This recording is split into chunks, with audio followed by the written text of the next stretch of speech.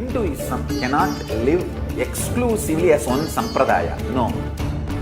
All sampradayas of Hinduism is an ecosystem.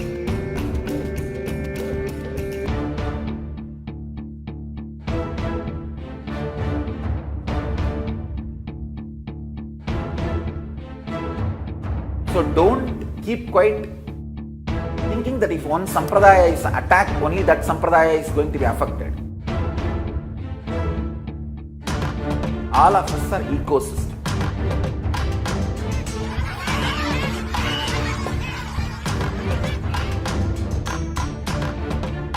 I invite all of you to get involved and enjoy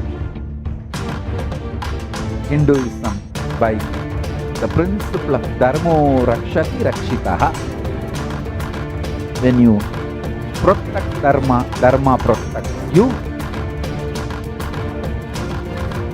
We will make the whole planet flourish spiritually. The spiritual prosperity will happen to the whole planet. We all have to coexist together.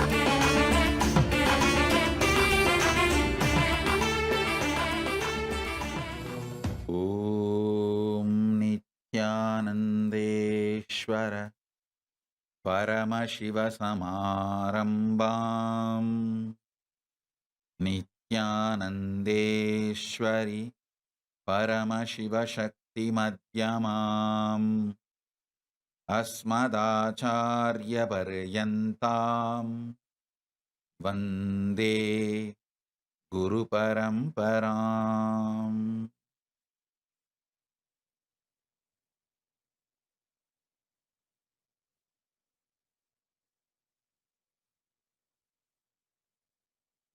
I welcome you all with my love and blessing on this auspicious Navaratri. I welcome all of you with my love and blessings.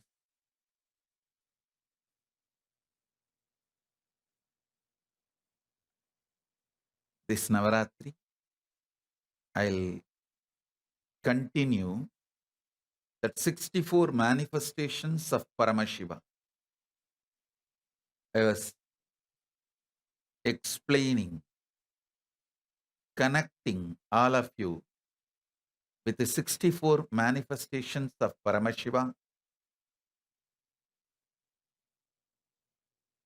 We stopped at 21.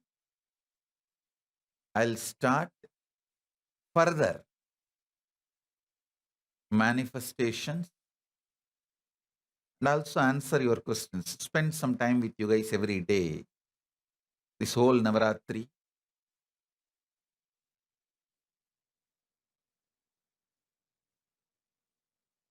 God.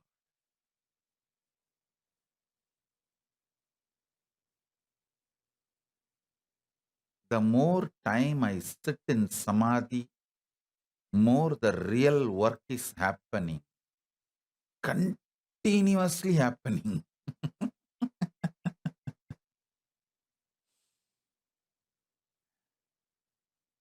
think Paramashiva keeps me in Samadhi and works through this body so powerfully.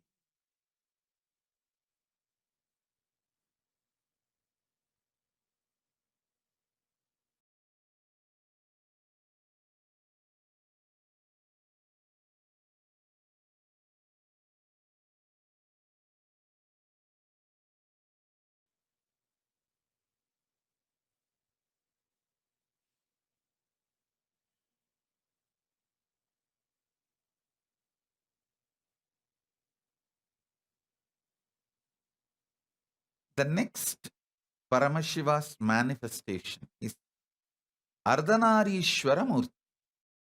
You should know.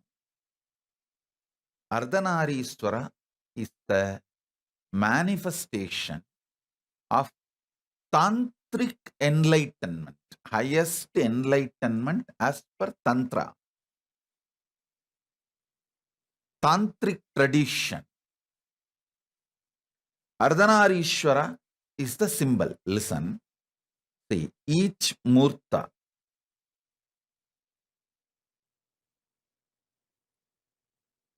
is like a manifestation of the enlightenment through one sampradaya. Shaivism has hundreds of sampradayas.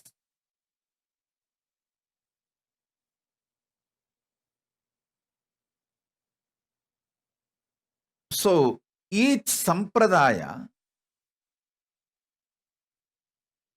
worships one manifestation of Paramashiva.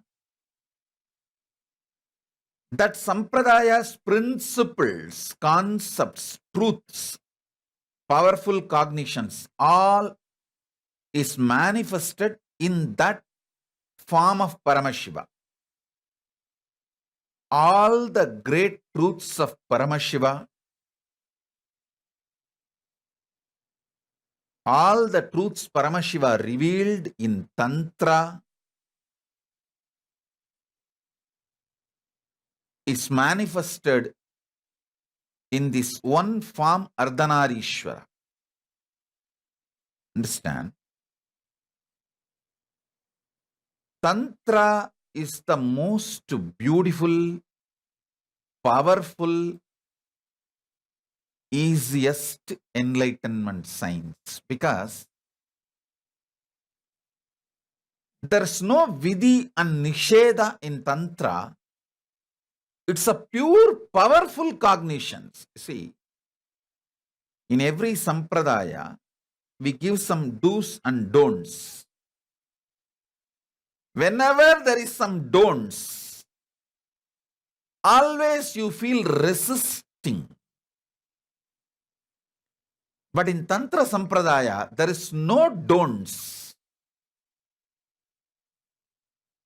Just using the powerful cognitions, your day-to-day regular activities are enough. You can achieve enlightenment. Like, you don't need to go on a particular diet. You don't need to go on a particular lifestyle. You don't need to go on particular dressing style. You don't need to make difficult decisions about your sex and bodily needs. Listen.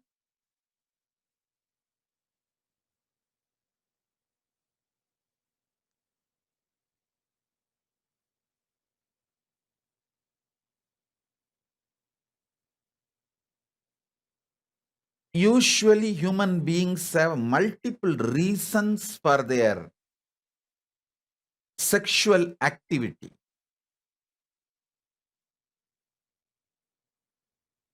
Sometimes to ensure that relationship still exists.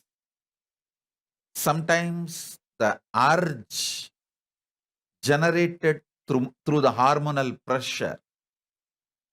Sometimes the bodily need. Sometimes the kind of a comfort it gives. Sometimes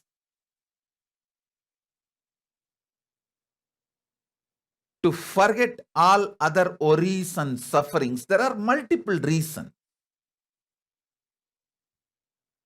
If you give 100 reasons for your sexual activity, hormonal urge, bodily need, emotional satisfaction, physical warmth, feeling grounded, to forget other worries and depression.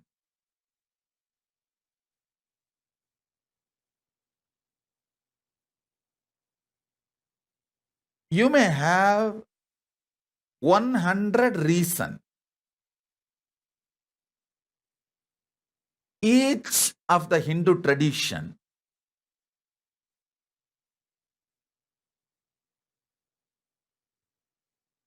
asks you to avoid sex due to some reason. For example, if you see Vedanta, Vedanta will say whatever may be the reason, avoid it. If you go to yoga tradition, they will say avoid as a bodily urge, but other reasons are okay. So each one will say yes for some reasons, say no for some reason. But Tantra does not say no for any reason. It only helps you to have powerful cognition and have your activity strengthen your consciousness and manifest powers. Listen, see, I'll give you the ultimate secret. Everything is right if your consciousness is more powerful than your actions. Everything is wrong if your actions can dilute your consciousness. Listen, when I say everything, I mean everything.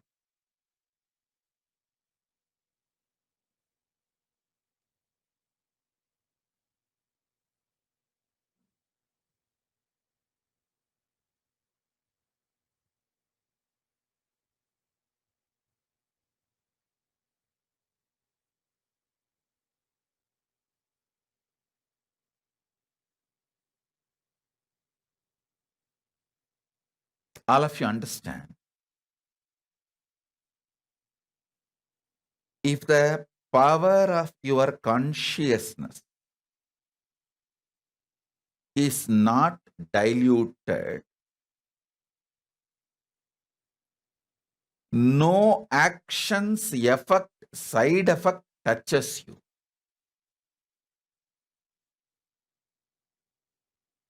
Tantra is consciousness centered tradition. It is not body centered, mind centered, emotion centered. It is consciousness centered tradition. Please listen intensely. All the truths I am revealing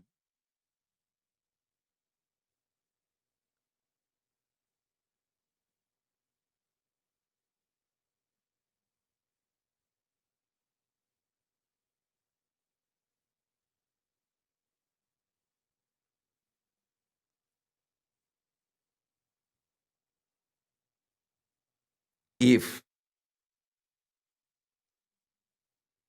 your consciousness is shaken, even a simple act, extremely simple act, looking at a male or female, looking at the opposite gender is wrong. If your consciousness is not shaken, nothing is wrong. There is no such thing as wrong.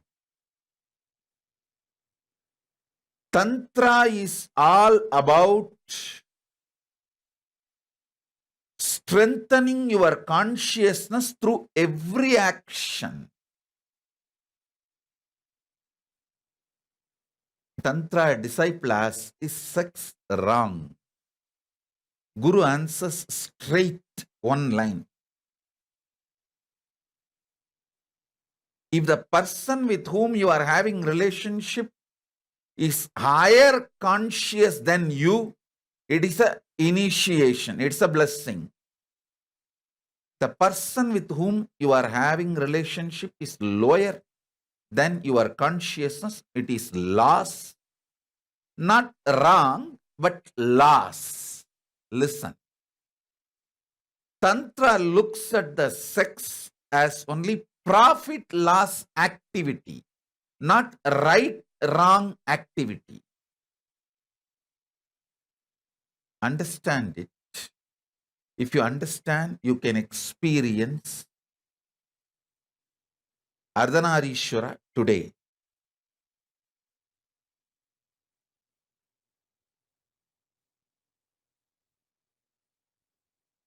This one understanding about Tantra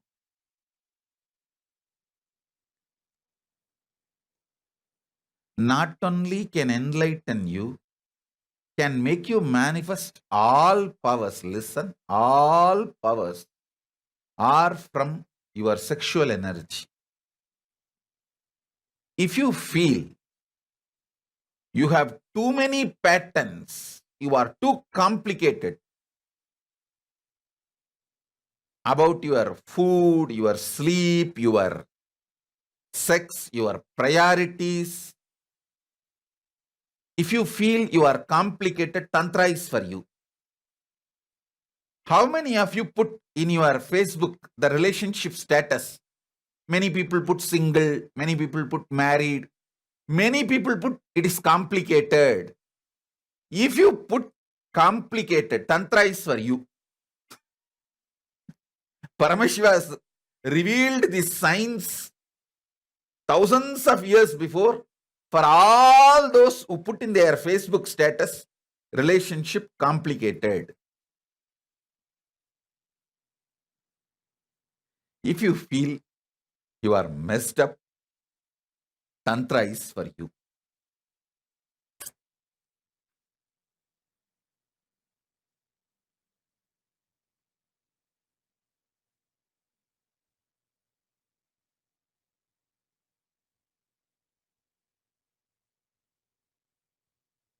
All those who put relationship status as complicated in Facebook status, do not miss Tantra. Understand it. I'll give you the revelations directly from Paramashiva.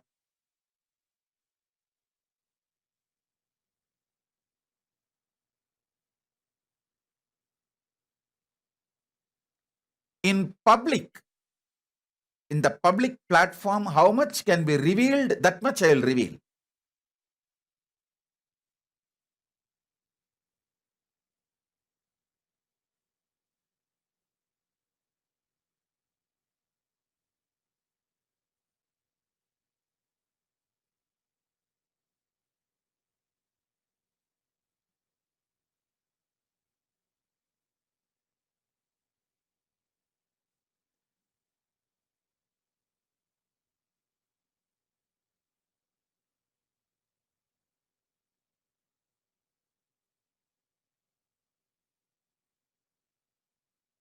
The Mooladhara Chakra, symbolic conscious representation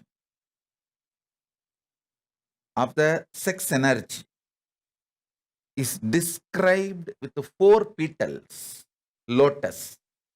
4 petal lotus.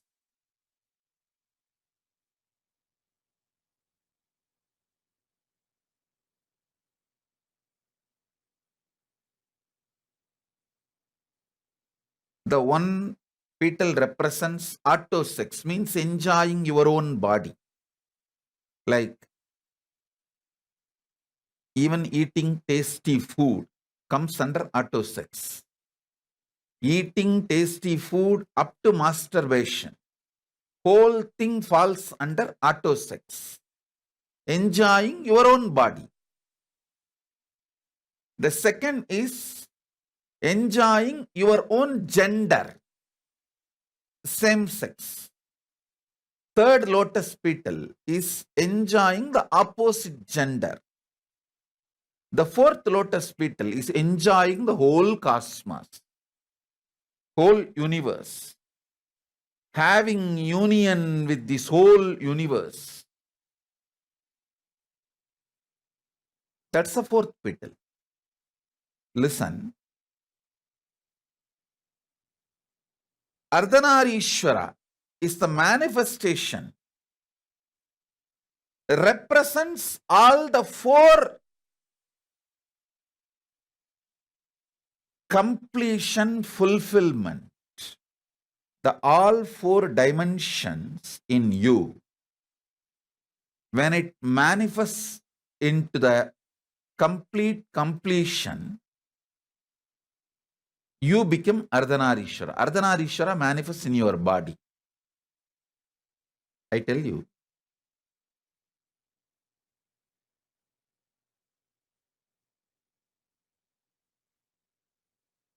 most powerful sexual energy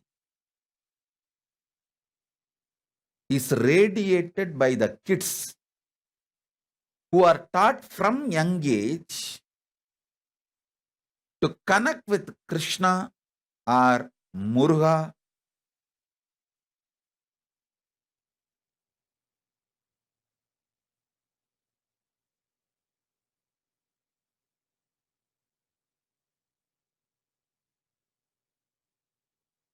Understand?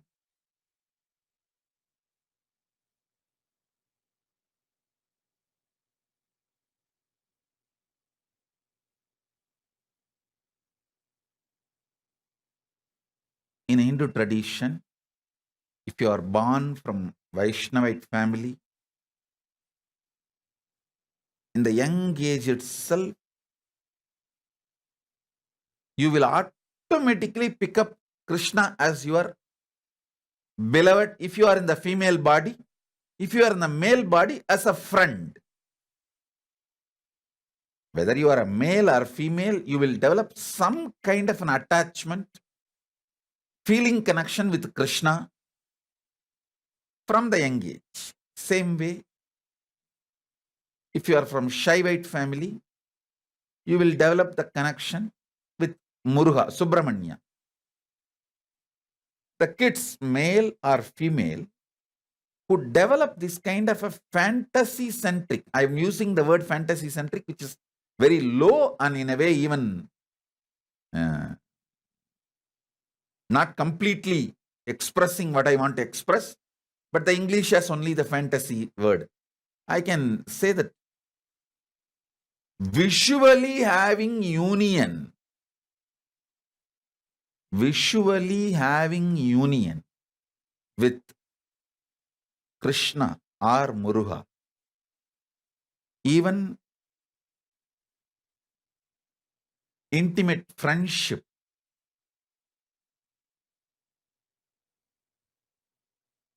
I have seen the kids growing up in a very traditional background, how they automatically assume, if you are from Vaishnavite family, automatically the kids assume that Krishna is your beloved or your friend. If you are from Shaivite family, Muruga is your beloved or friend. That is the way flowering of the first dimension of the auto sex happens. Understand? People many times ask this question: is masturbation right? Paramashiva answers this question in Tantra. In masturbation, you don't accumulate new muscle memory, but you accumulate biomemory. So, who you remember, with whom you connect, fantasize, imagine, visualize, and have enter into the masturbation act, you receive that person's biomemory. Listen carefully.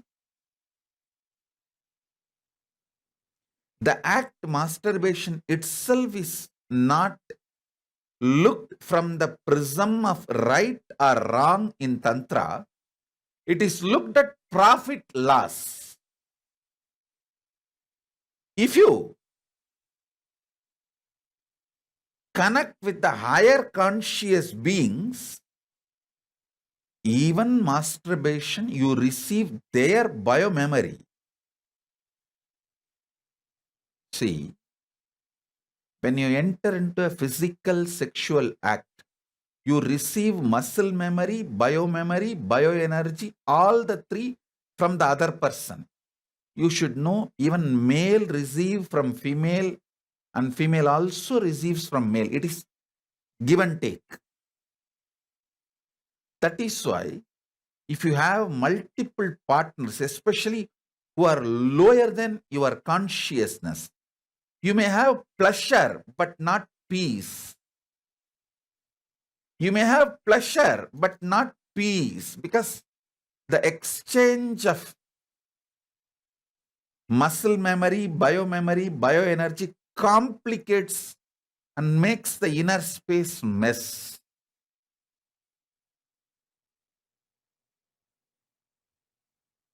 In masturbation act, you don't receive muscle memory,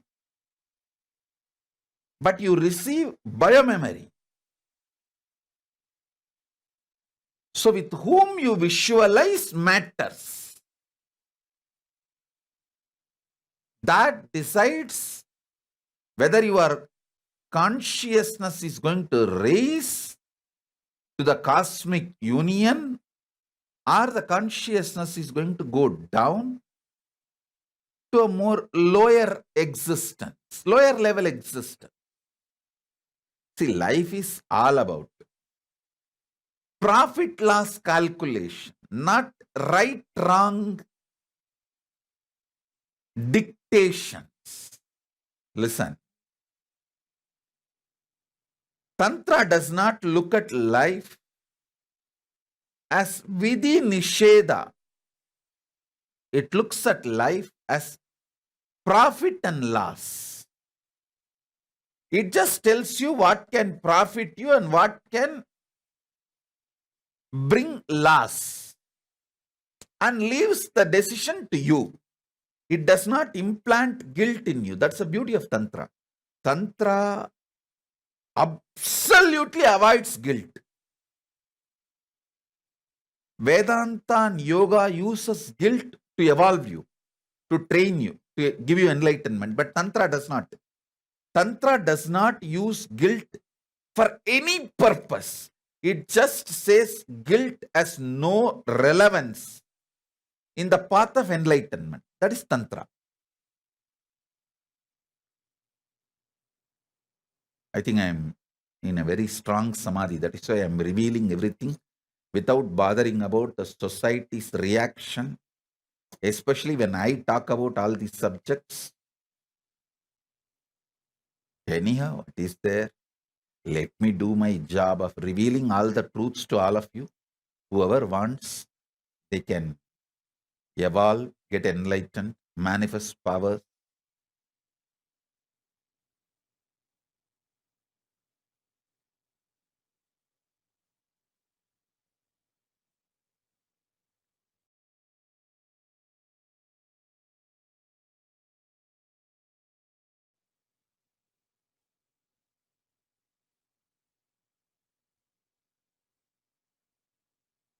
Anup K is asking, Swamiji, is loss of bodily fluids a loss to the body?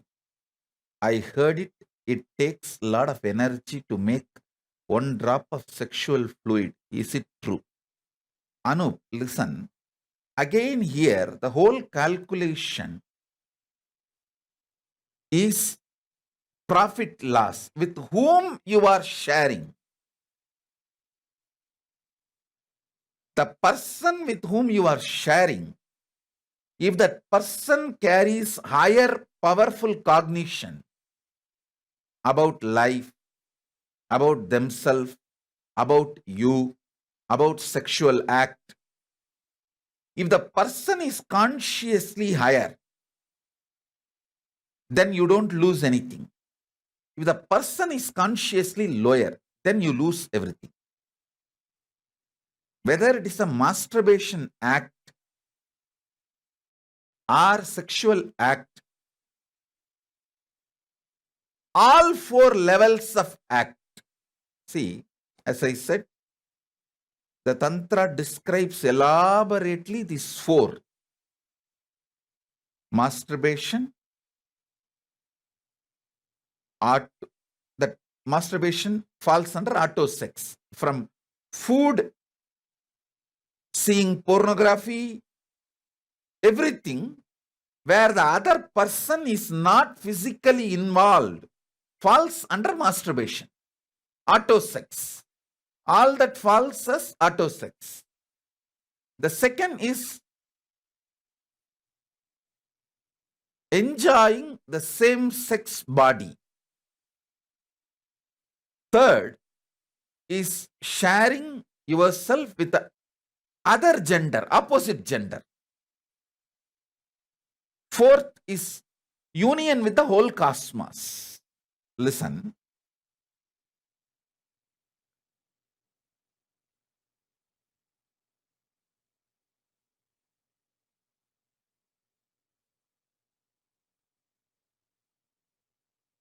Let me talk what is legally right, politically right, socially right.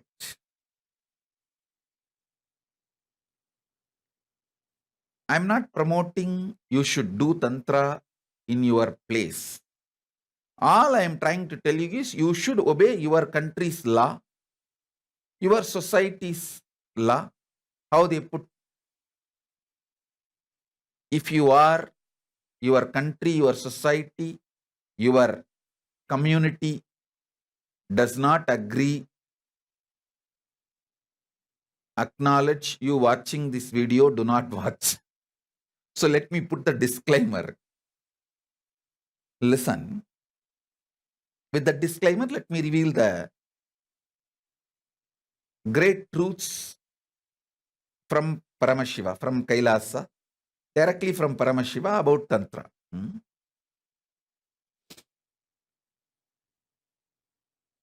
These are the truths directly from Paramashiva.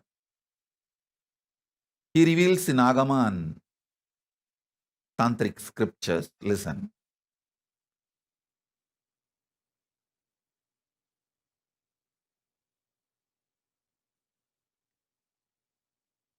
Even in masturbation, the loss of fluid will not make you powerless if it is with a higher conscious being, person.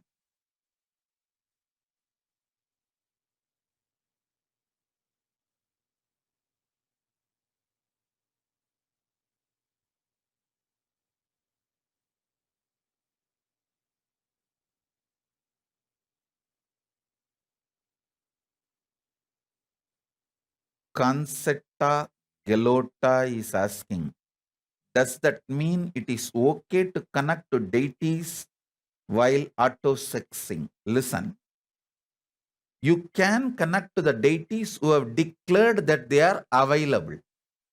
Surely Krishna has declared himself. He said very clearly, anyone who connects with me through Mathurabhava also, I am available.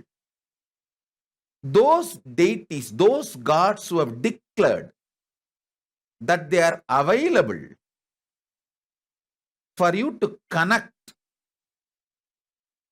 through the tantric union, you can connect with them. Surely you cannot connect with Ayyappa. Ayyappa is very clearly is declaring, I don't even want to see women. I am in yoga samadhi. The kind of a samadhi he is in, he does not want to even see women who are menstruating. So surely you can't use Ayyappa. You can connect with Krishna.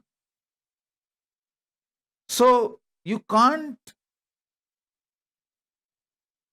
connect with the God or a deity who declared that he is going to be celibate. So use that clarity and decide with which God you can connect, you can choose, you can relate.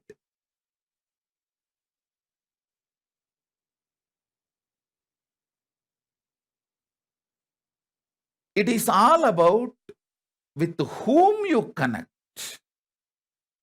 Whether it is a visual relationship, conscious soulmate relationship, where the other person's body is not involved. You don't see that person, you don't physically anywhere near that person.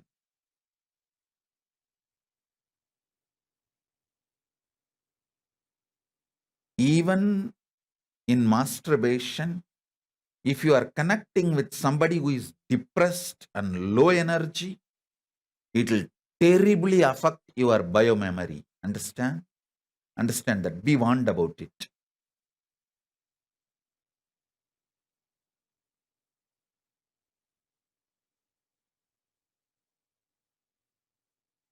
Masturbation act itself is not wrong, but with whom you connect, that decides whether it is going to raise you consciously or make you go down consciously. See, I am looking at the sex through the angle of Paramashiva. How Paramashiva looks at it.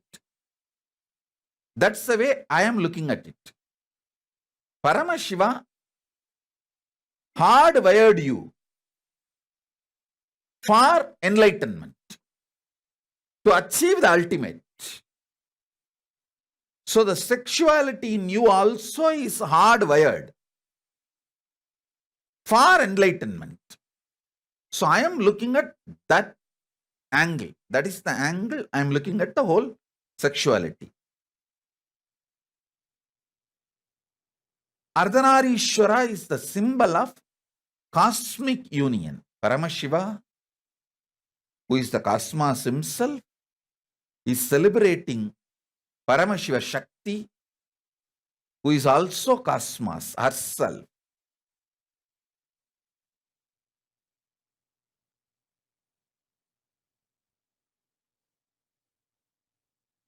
I'll give you the fundamental principles. Based on that, you come to the answers for all your questions. See, I may not be able to sit and answer all your questions for various reasons. One, it will not be politically polite, socially polite. It may not even be legally right for some of your countries. So I will give you the fundamental principles. You arrive to the answers for the questions you have.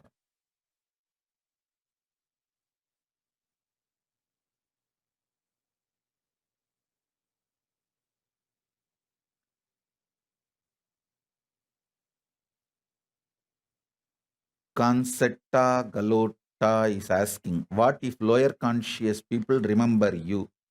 You want to put me in trouble by making me answer this question? That is why I told you. I will give you the principles. You come to the answers for your questions, because the subject is very sensitive subject, and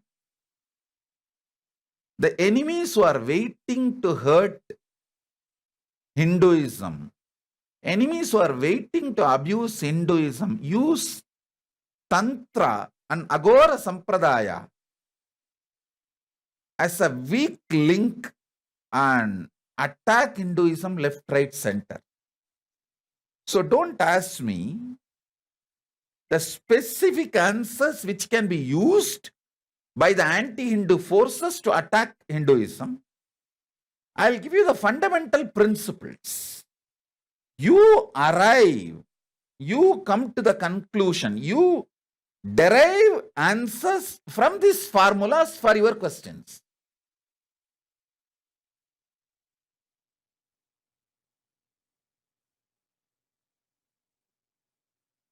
It is all about, the foundation is all about higher conscious person. See,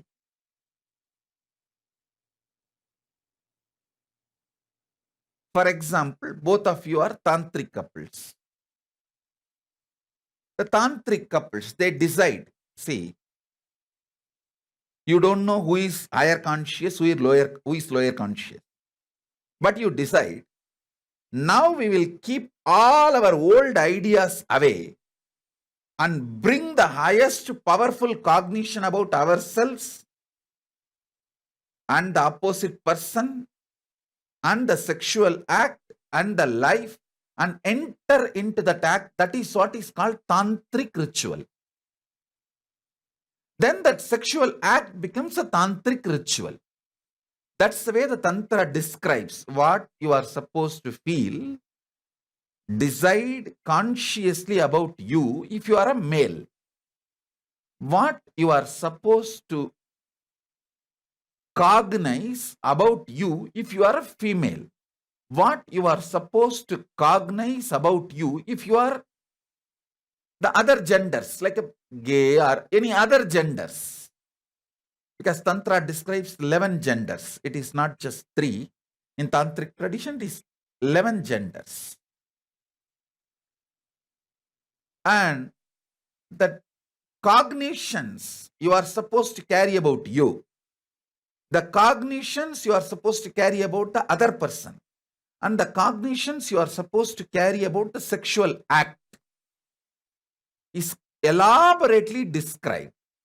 And with that, when you enter into the act, that becomes a tantric ritual. Somebody is asking the question.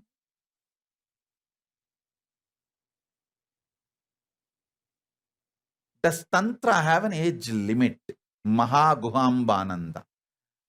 Mahaguhambananda, again for this question also, how you cognize you.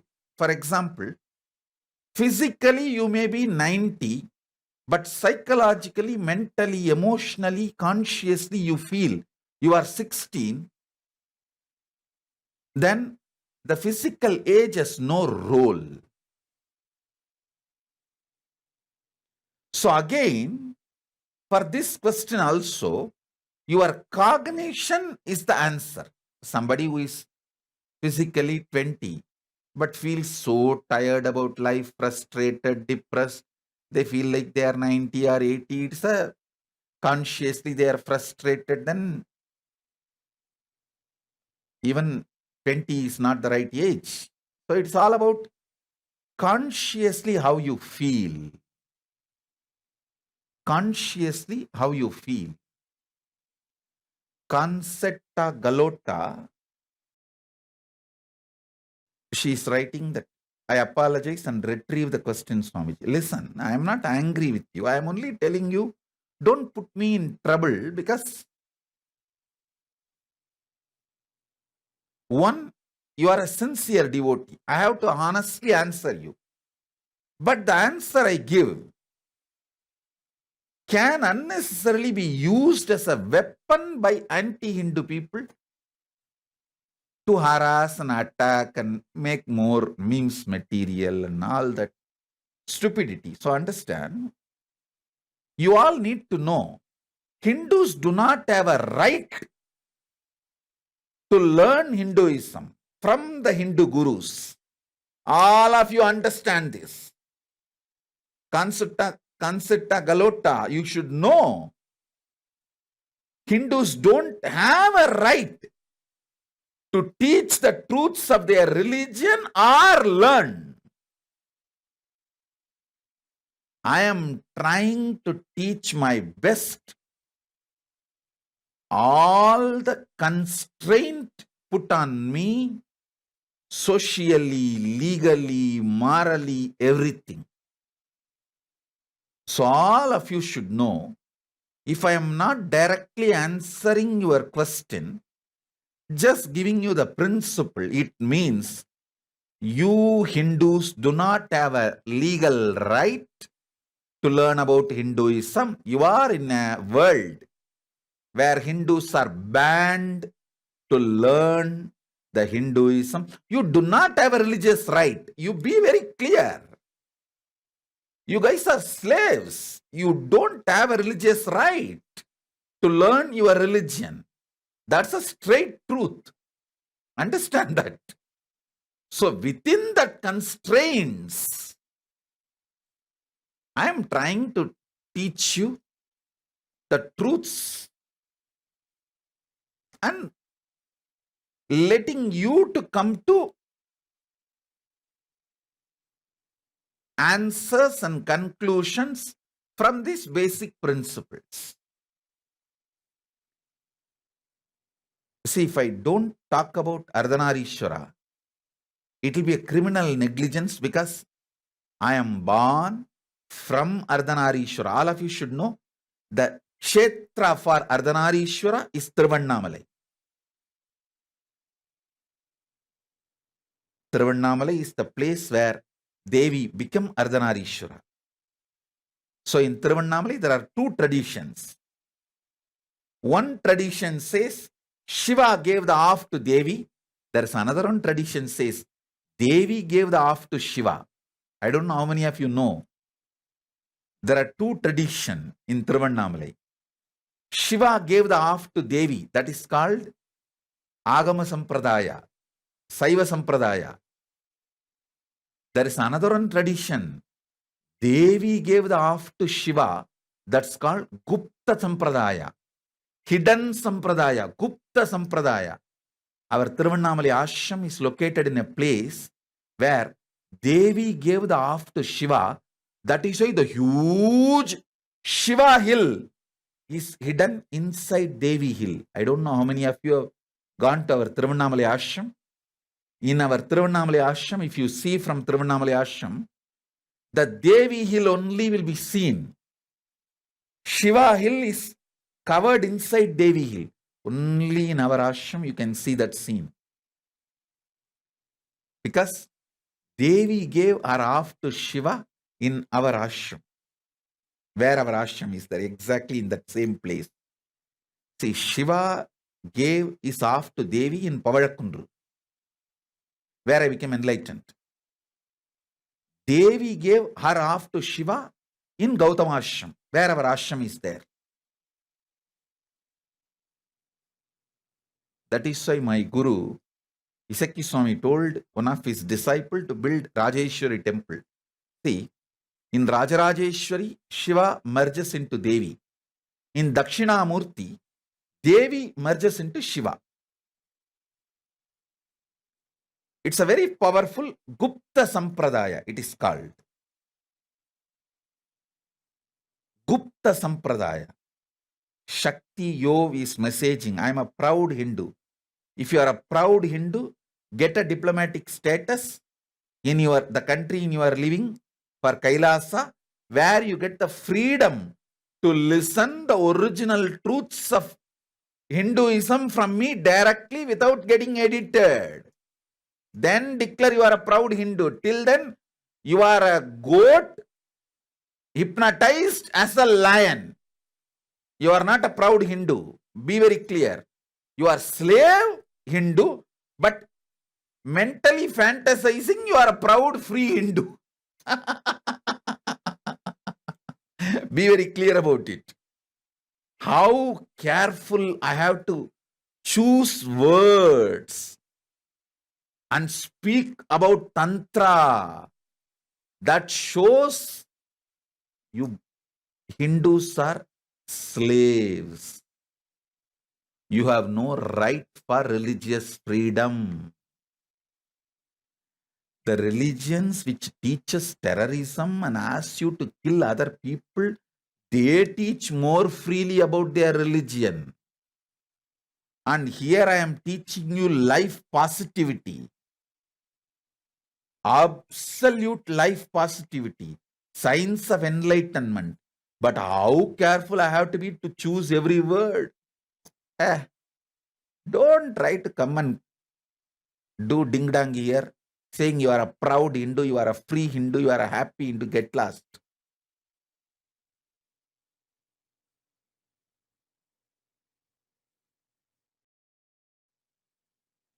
Let me give you the principles. It's my responsibility. I'll give. Conclusions and answers you derive from that principles, because I cannot not give you the principles, because I am born from Ardhanareeshwara as Ardhanareeshwara and I am living as Ardhanareeshwara. So I have to reveal the Ardhanareeshwara Tattva. I can't hide, I can't deny, I can't stop.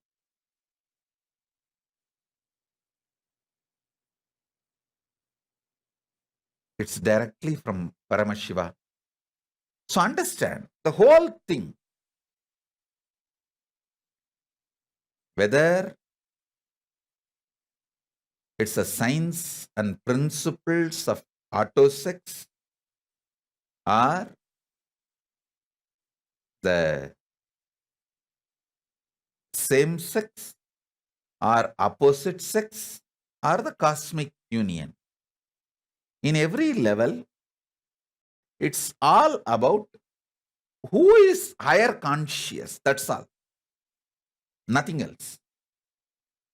When you don't get an higher conscious person available for you, the available couples deciding to enter into higher consciousness and enter into the act of sex is called tantric union, tantric sex, tantric ritual. And I tell you, even a food, if it is cooked by the higher conscious person, just eating that food, you can enter into a very high consciousness. It can raise you to the highest state of autosex. So it's all about profit loss accounts. Actually, sex has to be dealt by the accounts department, not by judiciary department. It is not supposed to be dealt by court and law. It is supposed to be dealt by accounts department, human resource development department. Then the whole attitude will become different. In Hinduism, sex is dealt by human resource development department, not by police or the judiciary. I don't know how many of you understand this. If you understand this difference, you can understand the whole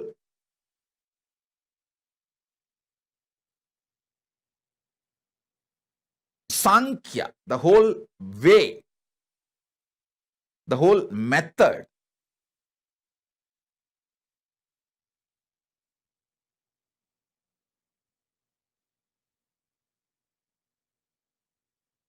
The way Hinduism looks at the sex, it is classified under human resource development department, human resource ministry. It is not classified under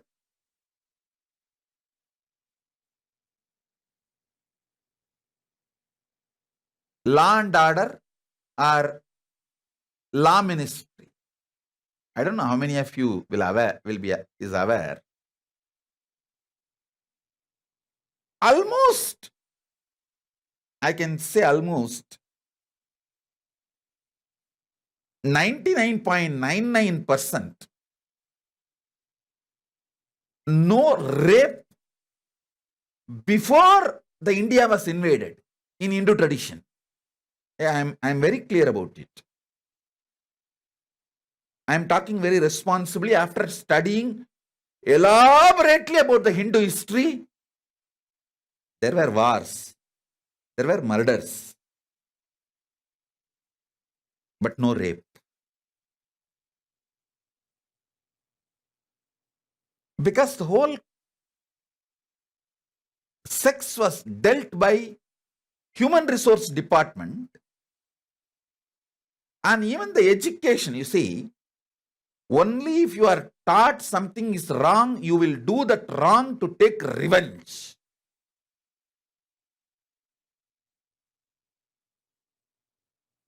Here, sex was never dealt with the idea of right, wrong.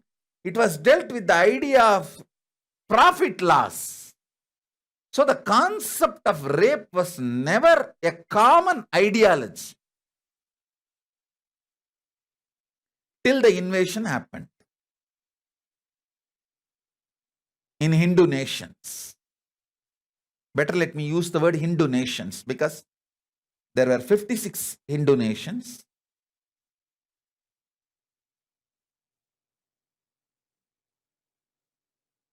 Till these nations, Hindu nations, are invaded, there was no concept of rape. It was extremely rare. extremely rare. That is why I'm saying that 99.999% no rape. Because it was always about profit and loss. A person whose consciousness is evolved strongly, even in the first petal of the lotus, the auto sex, even in that preliminary level, if his consciousness is highly evolved, he will not enter into rape. He will not enter into rape. He will not even be able to conceive the idea of rape. Because in rape, it is not that you are torturing the other body. You are torturing your own body. Rape is always double-edged sword. Don't you understand? It's a double-edged sword. Why will you commit suicide?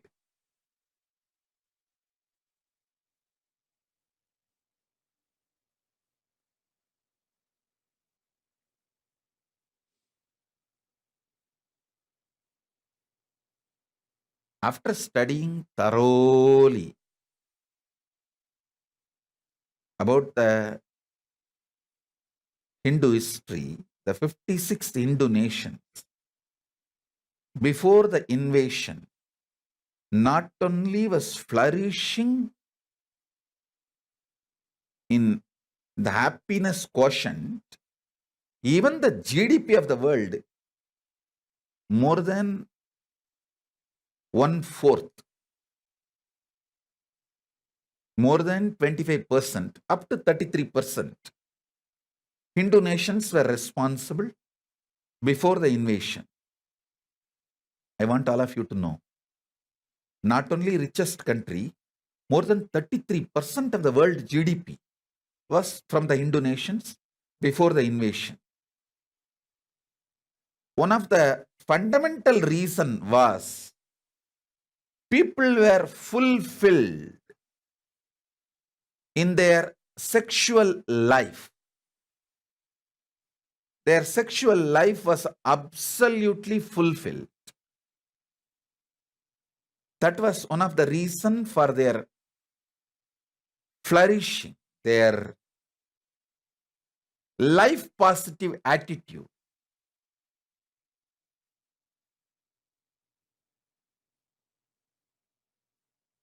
Listen,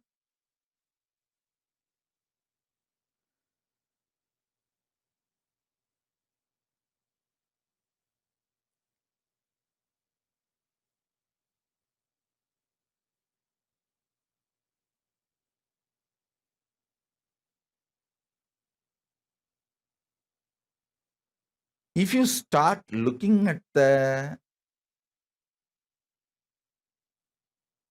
life, if you start looking at sex with the attitude of profit loss instead of right wrong, 90% of your complications will be cleared. Your life will be aligned for enlightenment.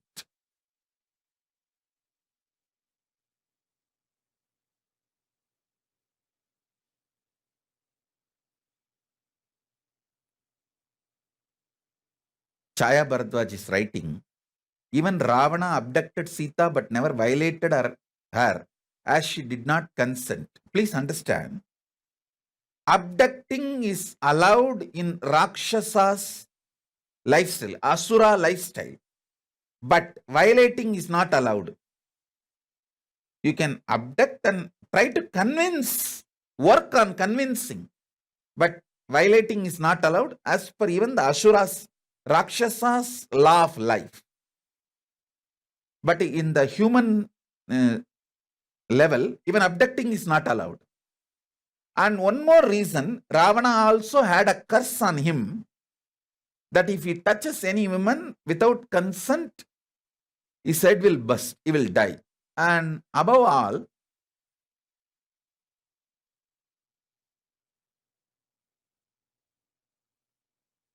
he has his own, the Asuri Dharma. Listen, the jurisprudence for Vanaras is different. Jurisprudence for Nara, human beings were different. Jurisprudence for Rakshasas are different. You should know very clearly. All the three jurisprudence is very clearly explained in Ramayana. See, Vali took the Sugriva's wife and had a physical relationship is right as per the Vanara's jurisprudence. If Vali taking Sugriva's wife is wrong, then what about after Vali's death, the Sugriva living with Vali's wife?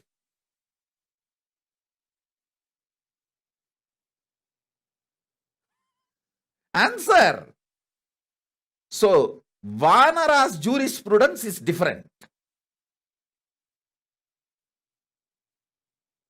That is why Rama says, ultimately, he tells Vali, yes, whatever is said and done, you being killed was wrong. So, Rama gives the boon, Vali to come back in Krishna Avatara and kill Rama in the form of Krishna. So, the karma is completed. So, Vali, Vanara, as per their jurisprudence, they can kidnap and even have life. It is, the might is right. That is the Vanara's jurisprudence. But in the Rakshasa's jurisprudence, kidnapping, abducting is allowed, violating is not allowed.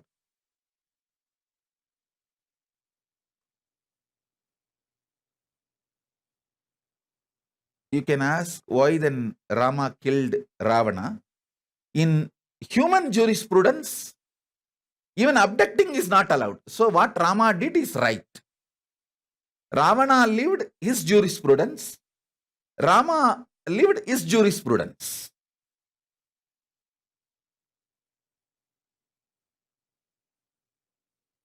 So even killing Vali, Rama cannot give the reason of he took away the Sugriva's wife. He can only give the reason that Sugriva asked for refugee. Sugriva surrendered to Rama as a Kshatriya, he has to protect the people who surrendered to them. From that angle, he killed Vali, can be justified.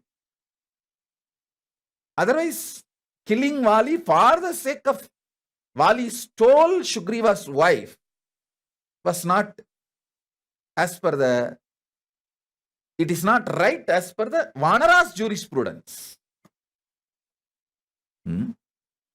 Anyhow, let me come back to the subject.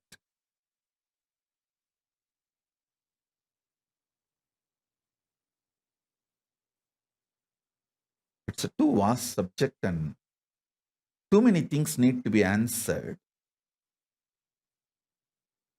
So let us stop looking at the sex from the angle of jurisprudence. Start looking at the sex from the angle of human resource enriching, human resource development.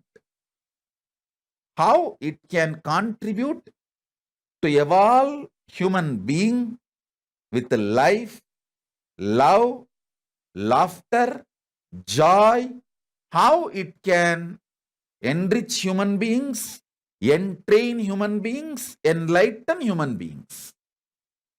That's the angle from which Paramashiva deals sex.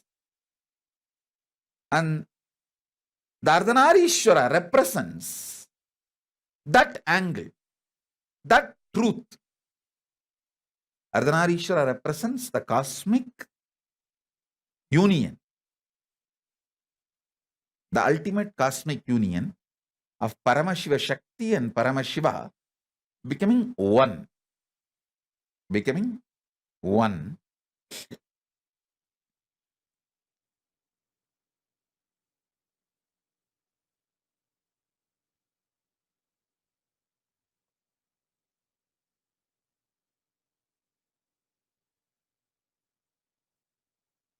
Every question you guys are asking,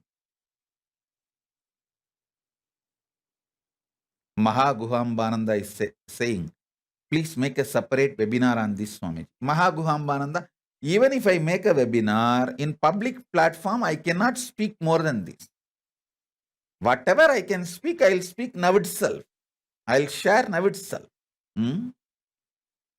Lalatakshananda is saying, don't think I was really into this topic before, but now this satsang is making more interested in wanting to read the scriptures on Tantra. You can start reading. There are 64 Tantras, very beautifully presented by Paramashiva.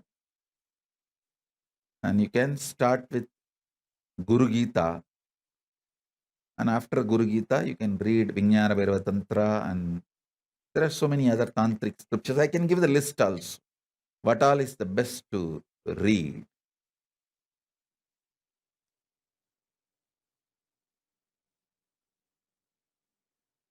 Sonali Gupta is asking, what has the higher impact on our biomemory? Is it the actual sexual act or the fantasy? Thinking of it. Sonali, again listen.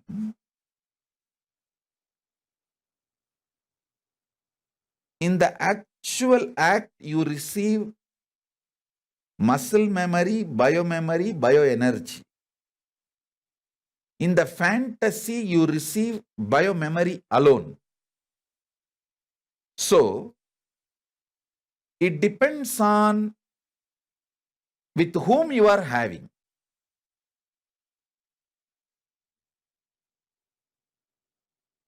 If you are having with a low conscious person, thinking makes very less impact. Actual act makes too much of bad impact. If you are connecting with a higher conscious person, thinking makes less good for you. Actual act makes more good. So apply these principles and start understanding and internalizing. That is the answer. That is the answer. For example, with Krishna,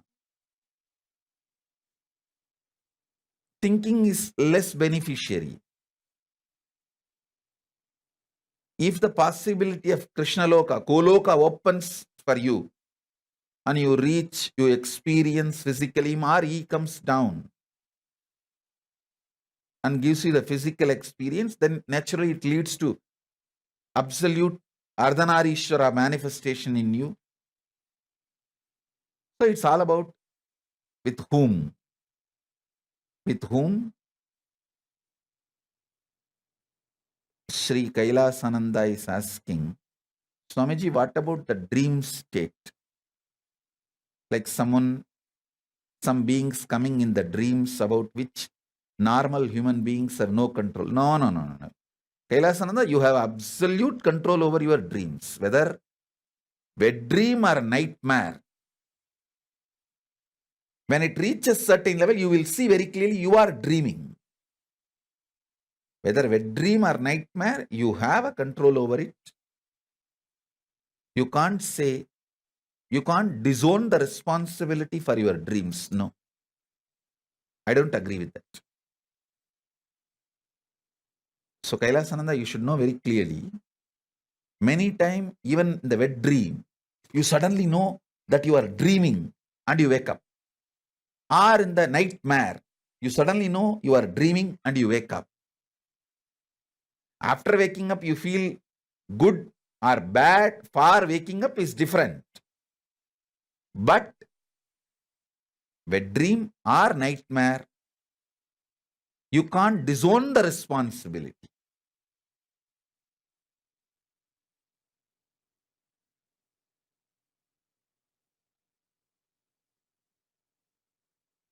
I think too many questions on this subject. It's like I opened the Pandora box. I don't think I can answer all your questions now. I'll answer few questions which I can speak in a very polished language, revealing only the principles without getting into the straight yes-no. The straight yes-nos can be attacked with moral, social, political, legal angles. So I'm not going to take a stand of yes, no. I will only present the principles and let you come to the conclusions for your questions. I think it is already late also. Maybe I will continue. I have not yet completed about the Ardhanareeshwara. Ardhanareeshwara's the principle that how Bringi is next to Nandi in Kailasa. All of you should know, whenever Paramashiva dances, two persons always documented by all is Nandi and Bringi standing or dancing next to Paramashiva playing the musical instruments. Even in Thiruvannamalai, Nandi and Bringi are like a must for Mahadeva to dance. Whether Chidambaram or in Thiruvannamalai or anywhere, Nandi and Bringi is must. So this manifestation is done specifically for the sake of Bringi Maharshi. I'll explain about the Bringi and